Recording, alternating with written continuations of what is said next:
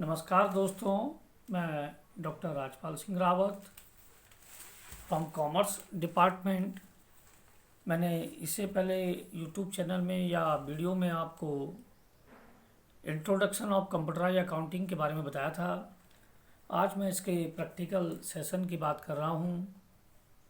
आज जो हमारे पास है, आज मैं दो टॉपिक कवर करूँगा कि आप टैली में कंपनी कैसे क्रिएट करते हैं और लेजर कैसे बनाते हैं। तो सबसे पहले मैं कंपनी क्रिएट करने के बारे में बता रहा हूँ। अगर हम शॉर्टकट की के द्वारा कंपनी क्रिएट करें तो हमारे पास कमांड होती है Alt+F3। और अगर हमने कंपनी बना दी है और उस कंपनी को हम खोलना चाहते हैं तो उसके लिए कहते हैं हम सेलेक्ट कंपनी, जिसकी शॉर्टकट की होती है F1। और अगर आपकी स्क्रीन में 4 कंपनियां खुली हुई हैं, आप किसी 3 कंपनी को सेट करना चाहते हो, हटाना चाहते हो स्क्रीन से, तो उसके लिए हमारे पास कमांड होती है सेट कंपनी Alt+F1। और अल्ट्रेशन ऑफ कंपनी का मीनिंग होता है कि मैंने कंपनी क्रिएट करी और कंपनी क्रिएट करते हुए कहीं पर कोई सूचना गलत भर गई है, माना कंपनी का एड्रेस गलत हो गया है या कंपनी के नाम में कोई मिस्टेक हो गई है, तो हम अल्ट्रेशन से कंपनी को चेंज कर सकते हैं। तो क्रिएट कंपनी में अब हम 4 पॉइंट क्लियर करेंगे। Number 1 create company, number 2 select company, number 3 set company और number 4 alteration of a company. तो सबसे पहले बात करते हैं क्रिएट कंपनी। हमारे पास कमांड है Alt+F3। इसके बाद आप सारी कमांड को बिना उसके भी कर सकते हैं। तो चलिए मैं आगे पॉइंट की बात करता हूँ। नंबर फर्स्ट, आपके पास टैली खोलने के बाद Alt+F3 जब आप करेंगे, टैली ओपन करने के बाद आपके पास मेन मेन्यू आएगा। तो इस तरीके से थोड़ी एक स्क्रीन आएगी। इस स्क्रीन में देख सकते हैं आप select company, set company, create company and alter company.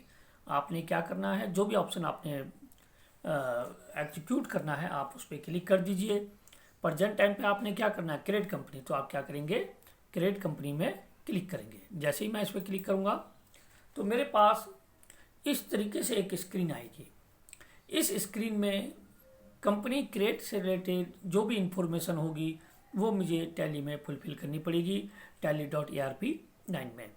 तो सबसे पहले वो मेरे से नेम ऑफ कंपनी, भाई कोई भी कंपनी अगर आप स्टार्ट करते हैं तो सबसे पहले आप उसका नाम एंटर करेंगे। नेम ऑफ कंपनी एंटर करने के बाद आप उसका मेलिंग नेम एंटर करेंगे। अक्सर नेम ऑफ कंपनी और मेलिंग नेम एक ही होता है, कई बार वो चेंज हो जाता है। जैसे एयरटेल एक कंपनी है और उसका जो नाम है भारती एयरटेल है। तो जैसे ये कंपनी है राज एंड कंपनी नेम है और उसका जो मेलिंग नेम है राजपाल सिंह रावत है। उसके पश्चात मैं उसमें अपना कंपनी जहाँ पर इस्टेब्लिश है उसका एड्रेस एंटर कर दूंगा। फिर वो मेरे से कंट्री के नाम पूछेगा। कंट्री के नाम के लिए राइट हैंड मेरे पास एक ड्रॉप डाउन मेन्यू होगा, उसमें कंट्री के नाम लिखे हुए होंगे, Bangladesh, India, Indonesia, Malaysia, Philippines, Singapore और यूके। जिस भी कंट्री में आपकी कंपनी इस्टेब्लिश है आप उसको सेलेक्ट कर दीजिएगा, तो वो ऑटोमेटिकली आपकी कंट्री का नाम यहाँ पर लेफ्ट हैंड में आ जाएगा। इसके पश्चात जब आप कंपनी का नाम सेलेक्ट कर लेते हैं तो फिर वो उस कंट्री का नाम सेलेक्ट कर लेते हैं, उस कंट्री के किस स्टेट में आपकी कंपनी इस्टेब्लिश है वो आप ड्रॉप डाउन मेन्यू से आप सेलेक्ट कर सकते हैं। इसके बाद आप pin code, telephone number, email address डाल दीजिए। और ईमेल एड्रेस डालने के बाद आप राइट हैंड साइड में आएंगे तो फिर वो आपसे करेंसी सिंबल पूछेगा। तो इंडिया में करेंसी सिंबल RS है, जो अब रॉ हो गया है, आप उसको कीबोर्ड से सेलेक्ट कर लीजिएगा।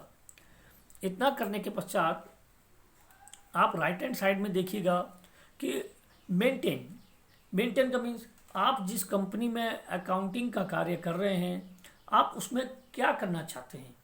क्या सिर्फ आप अकाउंट मेंटेन करना चाहते हैं, आप सिर्फ general entry, ledger posting, trial balance, trading and P&L account, balance sheet, accounting features जो मैंने आपको कल बताए थे, क्या आप उसी को एप्लीकेबल करना चाहते हैं या आप इन्वेंट्री फीचर्स भी करना चाहते हैं। तो आपके डिजायर के ऊपर है, आपके रिक्वायरमेंट के ऊपर है, आप कौन सा ऑप्शन सेलेक्ट करते हैं। मैं थोड़ी सी आपको इन्वेंट्री के बारे में बता दूं। एक एग्जांपल मान लेते हैं, माना मेरे पास बजाज की बाइक की एक एजेंसी है और आपको मालूम है बजाज की अलग अलग कैटेगरी में बाइक आती हैं। डिस्कवर है, आपकी एवेंजर है, पल्सर है और प्लेटिनियम है। तो 4 कैटेगरी होगी। और ऋषिकेश में मेरा एक गोदाम भी है, शोरूम भी है। तो गोदाम मेरे पास 3 हैं, उन गोदाम से मैं बाइक लाता हूँ और शोरूम में बाइक बेचता हूँ। और उनके अलग अलग कलर वाइज अलग अलग बाइक हैं, अलग अलग सीसी की बाइक होती हैं, 110 सीसी, 125 सीसी, 150 सीसी। तो ये सब क्या हो गया, स्टॉक का वेरिएशन हो गया, अलग अलग तरीके के मेरे पास स्टॉक हैं। अगर मैं इन सबको मैनेज करना चाहता हूँ तो मैं यहाँ पर ऑप्शन रखूँगा अकाउंट विद इन्वेंट्री। मीन्स मैं अकाउंट के कार्य के साथ साथ इन्वेंट्री का कार्य भी करूँगा। तो ये हमारे पास 2 ऑप्शन होता है, अकाउंट विद इन्वेंट्री या अकाउंट्स ओनली। उसके बाद हमारे पास ऑप्शन आता है फाइनेंशियल ईयर। आप किस फाइनेंशियल ईयर की इसकी एंट्री कर रहे हैं, 1/4/2020 मैंने इसको लिख दिया है। और बुक्स बिगनिंग फ्रॉम, किस बुक से आप जो फाइनेंशियल, जिस डे बुक लेजर से आप एंट्री कर रहे हैं उसका फाइनेंशियल ईयर कौन सा होगा। अक्सर दोनों का फाइनेंशियल ईयर सेम होता है। इस सब कार्य के बाद टैली में वो हमसे पासवर्ड भी पूछता है। मेरा जनरली आपसे ये कहना है कि आप पासवर्ड डालें ना, और अगर आप पासवर्ड डाल दें तो उसको याद रखें। तो यहाँ पर मैंने पासवर्ड वाले ऑप्शन को अभी स्किप रखा है। और जब आप ये सभी काम कर लेते हैं टैली में, तो वो फिर आपसे लास्ट में एक ऑप्शन पूछेगा एक्सेप्ट यस एंड नो। देखिए, जब आप Microsoft Word, Excel, PowerPoint में कोई फाइल बनाते हैं, कोई पीपीटी बनाते हैं, कोई एक्सेल की वर्कशीट बनाते हैं, तो उसको बनाने के पश्चात आप उसको सेव करते हैं। और सेव करने के लिए आपके पास शॉर्टकट की होती है Ctrl+S, या आप क्या करते हैं, मेन्यू में जा करके सेव बटन में क्लिक कर देते हैं। तो जो काम आपने अभी तक किया है वो ऑटोमेटिकली ही सेव हो जाता है। लेकिन टैली में ये ऑप्शन नहीं होता। टैली में Ctrl+S का कोई ऑप्शन नहीं है, कोई सेव बटन नहीं है। टैली में ये हर जगह लागू होगा। जब आप लेजर क्रिएट करेंगे, जब आप जर्नल एंट्री करेंगे, वो सिर्फ लास्ट पॉइंट में, जब आप लास्ट ट्रांजेक्शन कर लेंगे, जब आप लास्ट इंफॉर्मेशन फुलफिल कर लेंगे, तो वो आपसे एक क्वेरी पूछेगा, वो आपसे एक क्वेश्चन पूछेगा एक्सेप्ट यस एंड नो, कि जो काम आपने अभी तक किया है इसको मैं एक्सेप्ट कर लूँ, द मीनिंग ऑफ दिस, इसको मैं सेव कर लूँ। अगर आपने यस प्रेस कर दिया, एंटर बटन दबा दिया, या आपने वाई बटन प्रेस कर दिया, इसका मीनिंग वो रिकॉर्ड आपका सेव हो गया है। और अगर आप इसको नो कर देते हैं, एन बटन प्रेस कर देते हैं, या एस्केप बटन प्रेस कर देते हैं, तो इसका मीनिंग ये होगा कि वो रिकॉर्ड सेव नहीं हुआ है। तो टैली में ऑटोमेटिकली सेव हो जाता है जब आप उसको एक्सेप्ट यस या एंटर बटन प्रेस कर देते हैं। जब आप टैली में कार्य करते हैं तो करेंसी से संबंधित भी इंफॉर्मेशन पूछता है, जो नीचे वाले ऑप्शन में आपको दिखाई दे रही होगी स्क्रीन में। स्क्रीन के 2 पार्ट हैं। बेस करेंसी इंफॉर्मेशन, इसमें करेंसी सिंबल क्या होगा, हमारे यहाँ रॉ है। फॉर्मल नेम क्या होगा, इंडियन रुपीज होगा। नंबर ऑफ डेसिमल प्लेसेस, आपको अंकों के बाद दशमलव के लिए कितने स्थान चाहिए। तो जनरली हम 2 ही पॉइंट लेते हैं, जैसे 13.40, 14.40। It symbol suffix to amounts, आप चाहते हैं, आपने देखा होगा चेक में लिखा रहता है 5,000 रुपये, 5,000 रुपीज। तो अंकों के बाद लास्ट में आपके क्या होते हैं, SRS लिखा होता है। तो आप चाहते हैं कि करेंसी सिंबल अगर उसमें हो आपके अंकों के बाद, तो नंबर के बाद आपका RS लिखा हो, तो आप इसको यस कर सकते हैं। सिंबल फॉर डेसिमल प्लेसेस, अगर जो आपने डेसिमल पॉइंट दिए हैं उनको आप क्या सिंबल देंगे, उनको हम जनरली मनी की बात कर रहे हैं तो उनको हम पैसे के रूप में काउंट करेंगे। सो अमाउंट इन मिलियंस, अगर आपकी लार्ज स्केल की कंपनी है जैसे स्टेट बैंक, ONGC, भारतीय एयरटेल, तो ये लोग जब बैलेंस शीट शो करते हैं तो ये मिलियंस में ट्रांजेक्शन करते हैं। तो अगर आप चाहते हैं कि बैलेंस शीट को मिलियंस में शो करें, या कोई चीज़ आपकी मिलियंस में शो हो, तो आप इस ऑप्शन को यस करेंगे। लेकिन ये तभी होगा जब आपकी कंपनी लार्ज स्केल की होगी। Put A space between amount and symbol, आप अमाउंट और सिंबल के बीच अगर स्पेस रखना चाहते हैं, मैंने आपको कहा 5,000 रुपीज, तो एकदम बीच में स्पेस ना हो नंबर और वर्ड के बीच में, तो आप इसको नो कर देंगे। और आप चाहते हैं कि एक स्पेस हो, तो आप इसको यस कर देंगे। और डेसिमल प्लेसेस प्रिंटिंग, जब आप प्रिंट आउट निकालें तो डेसिमल प्लेसेस में प्रिंट आउट आए तो आप उसको यस कर देंगे।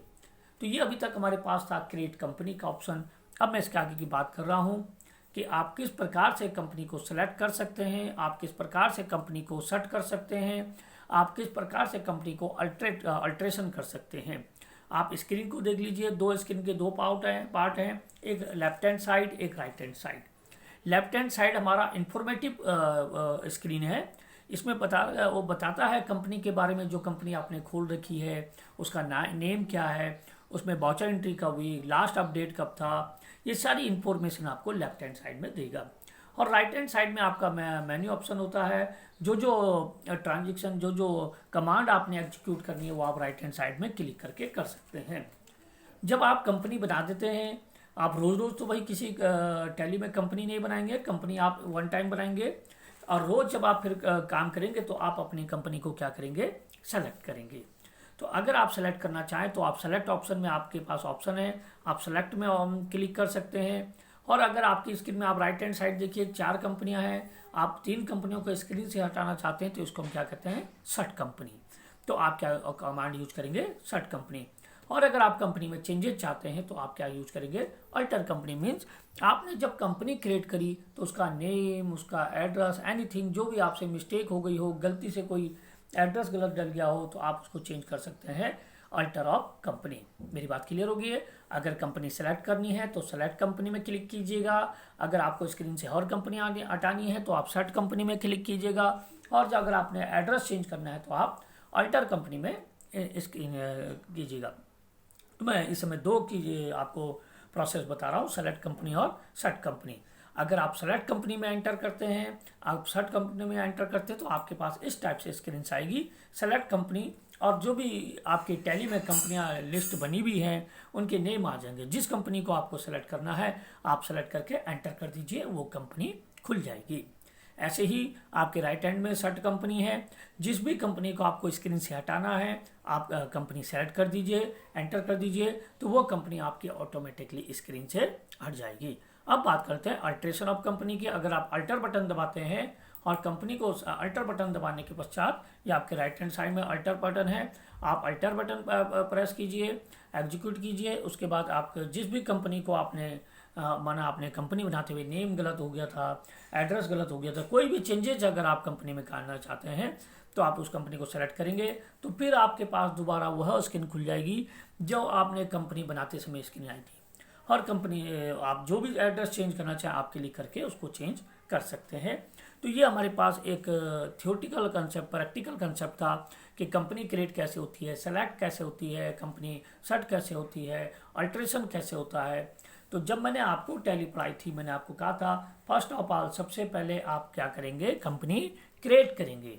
जब आपकी कंपनी क्रिएट हो जाती है उसके बाद आपकी कंपनी के जो भी लेजर हैं, जो भी एक्सपेंसेस हैं, वो आप क्या करेंगे, क्रिएट करेंगे अपनी कंपनी में। अपनी कंपनी में जाके कंपनी क्रिएट करने के बाद और या सेलेक्ट करने के बाद। तो अब मेरे पास नेक्स्ट ऑप्शन जो मेरे पास है वो मेरे पास नेक्स्ट ऑप्शन है कि लेजर आप कैसे क्रिएट करते हैं। अब मैं बात कर रहा हूँ क्रिएटेशन ऑफ लेजर की। तो जैसे ही आप टैली में जाएंगे, इसको हम मेन मेन्यू कहते हैं।